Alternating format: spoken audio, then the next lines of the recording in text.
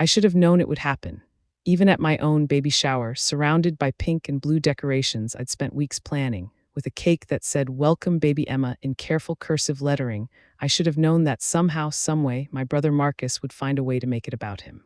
But sitting there in my maternity dress, 8 months pregnant and glowing with the kind of happiness I'd been saving up for this exact moment, I let myself believe that maybe, just this once, I could be the center of attention in my own family. I was wrong. My name is Sarah, and I've been invisible in my own family for 28 years. Not literally invisible, of course. I was always there for family dinners, birthday parties, graduations, and holidays. I smiled in the photos, helped with the dishes, remembered everyone's birthdays, and played the role of the dependable daughter perfectly. But somehow, no matter what I accomplished or how hard I tried, I was always the supporting character in everyone else's story. Especially Marcus's story. Marcus is 2 years younger than me, but you'd never know it from the way our parents treat him.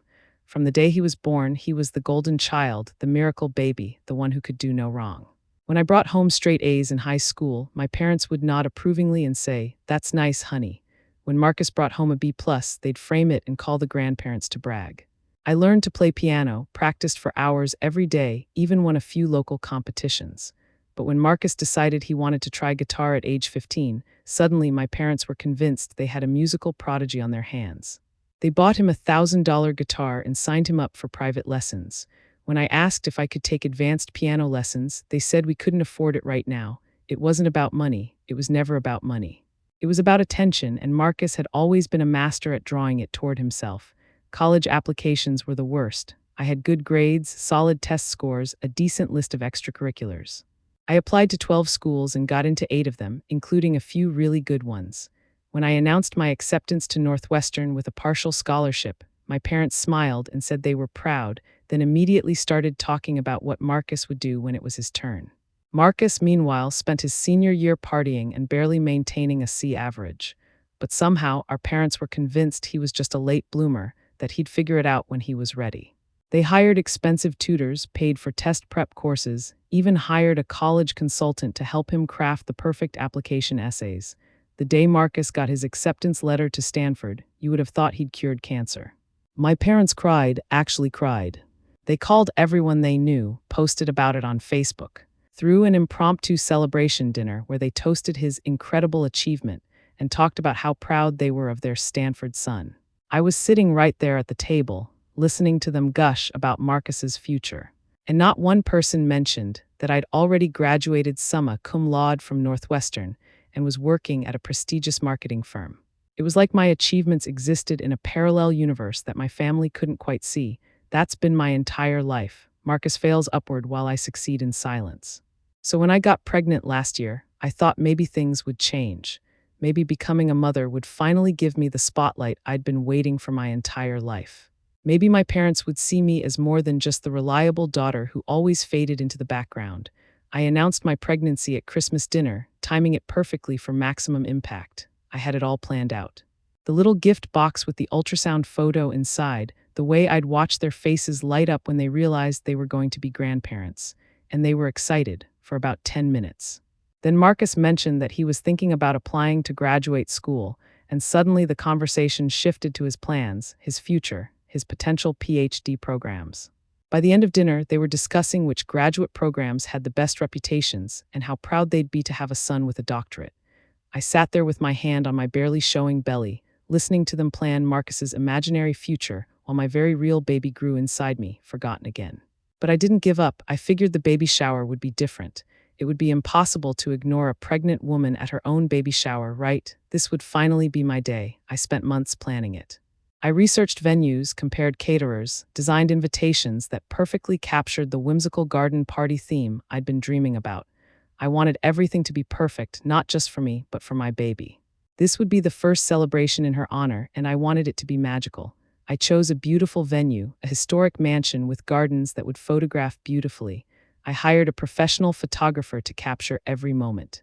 I ordered flowers in soft pastels, found the perfect vintage tea sets for the tables, even commissioned custom cookies shaped like baby booties and tiny dresses. The guest list included 35 people. Family, close friends, coworkers who'd become like sisters to me over the years. Everyone I loved and who I thought loved me back. 3 weeks before the shower, I sent out the invitations. They were gorgeous, printed on thick cream cardstock with delicate watercolor borders. "Join us in celebrating baby Emma," they read in elegant script, followed by all the details about the garden party theme and the request to wear soft colors to match the aesthetic. My mom called the day after I sent them out. "Honey," she said, "these invitations are beautiful, but you know Marcus just submitted his applications to graduate school, right? He should hear back around the same time as your shower." "Okay," I said slowly, not understanding why this was relevant. "Well, I just think it might be nice if we could also celebrate his acceptances at the shower. You know, kill two birds with one stone." My stomach dropped. "Mom, it's a baby shower for your granddaughter." "Of course it is," she said quickly. "I just meant if he gets good news, we could mention it. It doesn't have to be a big deal." But I knew my family. Nothing involving Marcus was ever not a big deal. I should have said no right then. Should have put my foot down and made it clear that this was Emma's day, not Marcus's. But I was tired, hormonal, and desperate to keep the peace. So I said okay, thinking maybe I was overreacting, maybe it would be fine. The morning of the shower arrived sunny and warm, perfect for the garden party I'd envisioned. I woke up early and drove to the venue to oversee the setup. The florists arrived first, filling the garden with arrangements of white hydrangeas, pink peonies, and baby's breath. The caterers followed with delicate finger foods, petit fours, and that beautiful cake I'd ordered weeks in advance. Everything looked exactly like I'd pictured. The tables were dressed in soft pink linens, vintage teacups gleamed in the morning light, and the photographer was already capturing the ethereal beauty of it all.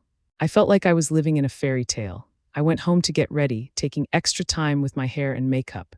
I'd found the perfect dress, a flowing lavender maternity gown that made me feel elegant and maternal and beautiful.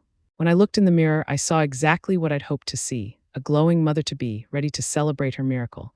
Guests started arriving at 2 o'clock. My college friends came first, squealing over my bump and immediately diving into the excitement of meeting baby Emma soon. My coworkers followed, bringing beautifully wrapped gifts and warm hugs. For the first hour, everything was perfect. I felt seen, celebrated, loved. My parents arrived fashionably late, as always, with Marcus trailing behind them. He looked good, I had to admit. He'd clearly put effort into his appearance, wearing a button-down shirt and khakis instead of his usual jeans and t-shirt combination. But there was something in his expression, a barely contained excitement that made my stomach clench with familiar dread. "Sarah," my mom called out, rushing over to hug me, "everything looks absolutely gorgeous. You've outdone yourself." I beamed, feeling proud of what I'd created. "Thank you, I wanted it to be special."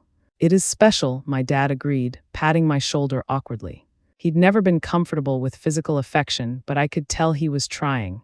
"You look beautiful, sweetheart." Marcus hugged me too, which was unusual. We weren't typically a physically affectionate family, but pregnancy seemed to have made everyone more inclined to touch my belly and offer embraces. "Congratulations, sis," he said, and for a moment I thought maybe I'd been wrong to worry. Maybe he could just be my brother today, nothing more. We mingled for another hour. I opened gifts, laughed with friends, posed for pictures with my growing belly prominently displayed. The photographer captured everything. My face lighting up as I unwrapped tiny clothes, my hands cradling my bump as friends shared pregnancy advice, my mother's rare smile as she held up a particularly adorable onesie. I was in the middle of opening a gift from my college roommate when Marcus cleared his throat loudly. "Hey, everyone," he called out, raising his voice to address the entire party. "Could I have your attention for just a minute?"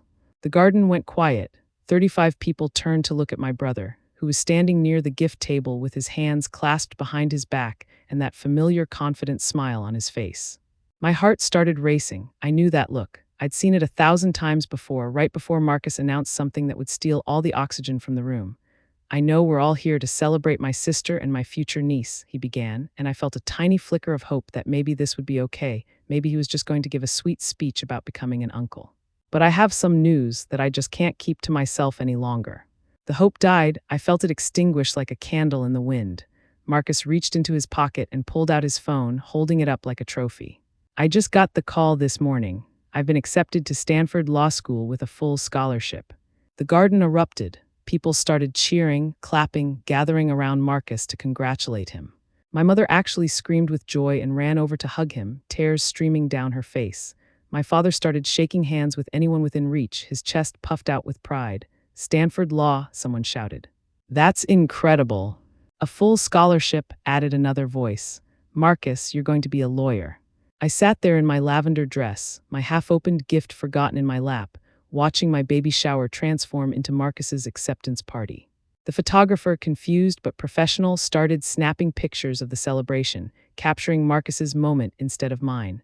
My college friends looked uncomfortable, glancing between me and the crowd surrounding Marcus. My coworkers exchanged worried looks. But my family, my extended family, even some of the neighbors my mother had invited, they all gravitated toward Marcus like he was the sun and they were planets caught in his orbit. "We have to toast," my mother announced, her voice thick with emotion. "This calls for champagne." "Mom," I said quietly, but she didn't hear me over the excitement. Someone actually went to find champagne at my baby shower to toast my brother's law school acceptance. I watched it all happen like I was underwater, everything muffled and surreal. Marcus held court in the center of the garden, telling everyone about his application process, his LSAT scores, his plans for the future. People hung on his every word, asking questions about Stanford, about law school, about his career aspirations. No one was asking about Emma. No one was talking about the baby shower. The gift table sat abandoned while everyone clustered around Marcus. My best friend from college, Jessica, slid into the chair next to me. "Sarah," she whispered, "are you okay?" I nodded, not trusting my voice. If I spoke, I might cry, and I refused to cry at my own baby shower. "This is bullshit," Jessica said under her breath. "It's your day." It was my day. It was supposed to be my day. But somehow, like always, it had become Marcus's day instead. The toast started 20 minutes later. My father stood up with a glass of champagne and cleared his throat. "I want to thank everyone for being here today," he began, "to celebrate this incredible milestone in our family." For a moment, I thought he meant Emma. I thought he was going to toast his granddaughter, acknowledge the reason we were all gathered in this beautiful garden. "Marcus," he continued, "we are so proud of you. Stanford Law School, we always knew you were destined for greatness." The crowd raised their glasses. "To Marcus," they chorused. I felt something crack inside my chest.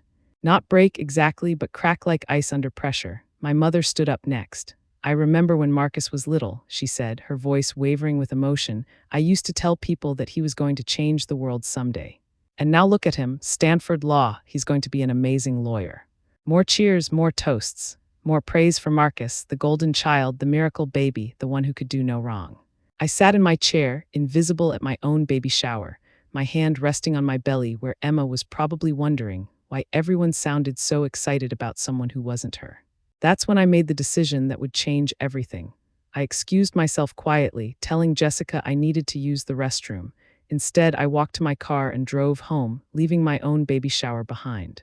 But I didn't go home to cry, I went home to plan. You see, the thing about being invisible in your own family is that you see and hear everything. People talk around you like you're not there, share secrets they wouldn't normally share, reveal truths they think no one is paying attention to. And I'd been paying attention for 28 years. I knew things about Marcus that would make my parents' pride curdle in their stomachs. I knew about the academic probation he'd been on sophomore year that he'd hidden from them. I knew about the fake community service hours he'd claimed on his law school applications. I knew about the cheating scandal he'd been involved in junior year that the school had quietly covered up. Most importantly, I knew about the Stanford acceptance letter. Marcus had been so excited when it arrived that he'd called me immediately, before calling anyone else. He'd been drunk, celebrating at a bar near his apartment, and he'd told me something interesting. "Sarah," he'd slurred into the phone, "you're not going to believe this. I got into Stanford, but here's the crazy part. They made a mistake on my scholarship. They offered me a full ride, but I only qualified for partial funding. Some computer glitch mixed up my file with someone else's, but I'm not telling them. I'm just going to accept it and hope they don't figure it out until after I'm already enrolled." I'd congratulated him, hung up the phone, and filed that information away for later. I didn't know then that I'd need it, but something told me to remember it. Now I knew exactly how to use it. That night, after the baby shower that became Marcus's celebration, I sat at my computer and composed an email. Not to my family, not to Marcus, but to the Stanford Law School admissions office. "Dear Admissions Committee," I wrote, "I believe there may have been an error in the financial aid package for incoming student Marcus Thompson. According to the student in question, there was a computer error that resulted in him receiving a full scholarship when he only qualified for partial funding. I thought you should be aware of this discrepancy. Sincerely, a concerned party." I sent it from an anonymous email address, then went to bed and slept better than I had in months. 3 days later, Marcus called me panicked. "Sarah," he said, his voice tight with stress, "something's wrong.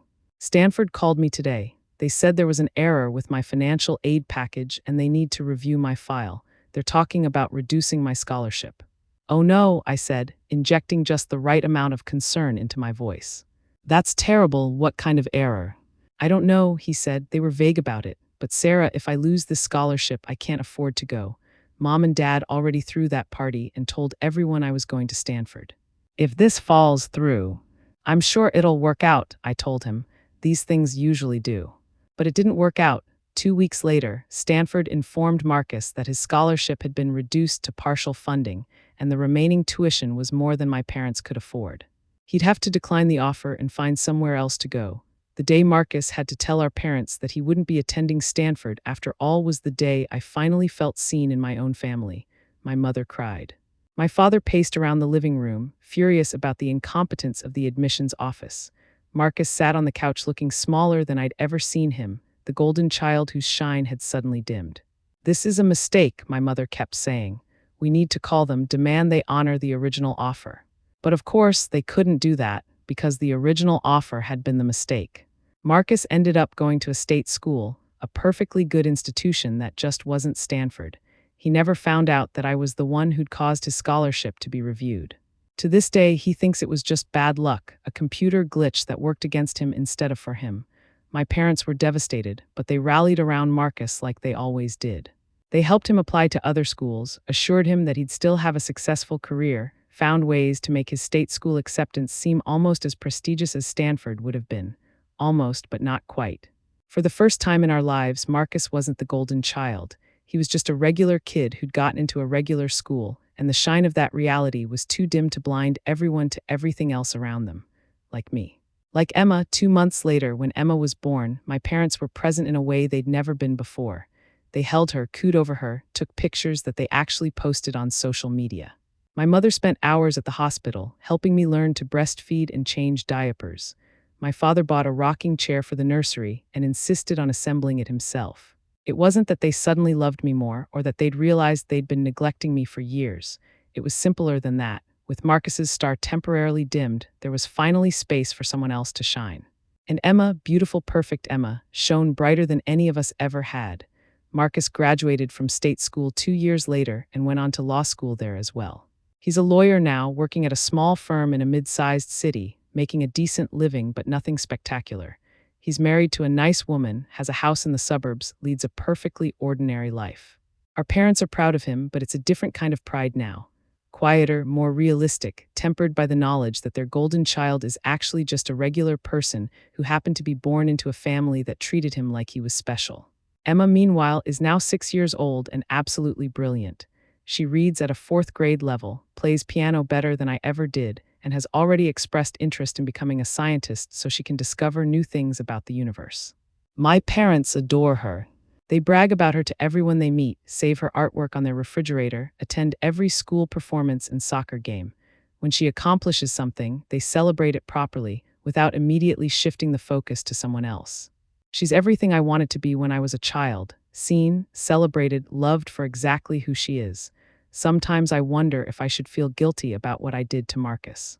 After all, he's my brother, and I deliberately sabotaged his Stanford dreams out of revenge for stealing my baby shower. But then I remember sitting in that garden in my lavender dress, watching my family toast my brother's achievements while my unborn daughter and I sat forgotten in the corner. I remember years of being invisible, of watching Marcus fail upward while I succeeded in silence, of never being enough to earn the attention I craved. And I think about Emma, who will never have to compete with a golden child for her grandparents' love, who will grow up knowing she's valued and seen and celebrated for who she is.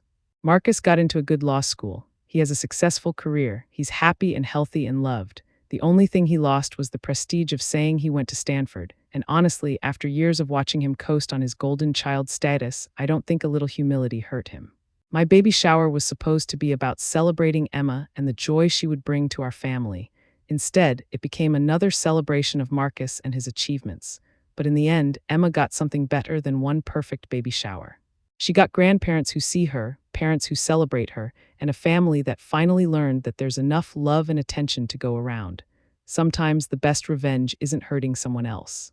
Sometimes it's just making sure that the people you love get the recognition they deserve, even if it means knocking someone else off their pedestal to make room.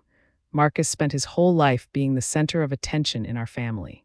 Now it's Emma's turn, and I intend to make sure she gets to keep it. And if that makes me a terrible sister, well, at least I'm a great mother. If you've ever been overshadowed by a sibling or felt invisible in your own family, let me know in the comments. Sometimes the people who love us most are the ones